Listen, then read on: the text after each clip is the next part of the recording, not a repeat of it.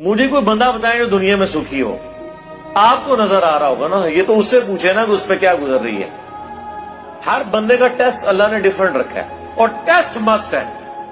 اگر ٹیسٹ سے کوئی آزاد ہوتا تو پیغمبر ہوتے ہیں نا, تو پیغمبروں پہ تو سب سے زیادہ تکلیفیں آئی ہیں. ابو داؤد ترمذی میں حدیث ہے, سب سے زیادہ تکلیفیں دنیا میں انبیاء پر آتی ہیں, اور اس کے بعد ان پر جو انبیاء کے بعد اللہ کو سب سے پیارے ہوتے ہیں, اور اس کے بعد ان پر جو ان کے بعد سب سے پیارے ہوتے ہیں. کیا حسین ابن علی جیسی تکلیف کسی پہ آئی ہے؟ تو بس انہیں یاد کر لیا کرے. وَلَنَبْلُوَنَّكُمْ بِشَيْءٍ مِّنَ الْخَوْفِ وَالْجُوعِ وَالنَّقْصٍ مِّنَ الْأَمْوَالِ وَالْأَنفُسِ وَالثَّمَرَاتِ. خوف سے, بھوک سے, جان اور مال میں نقص سے اللہ نے آزمانا ہے ہر بندے کو. ہاں آزمائش ڈیفرنٹ ہوگی. مسلم شریف میں حدیث ہے, ہمیشہ اپنے سے نچلے لوگوں کی طرف دیکھو, اللہ کی نعمتوں پہ تمہیں قناعت نصیب ہو جائے گی. نچلے سے مراد ہے جو زیادہ تکلیف میں ہے انہیں دیکھ.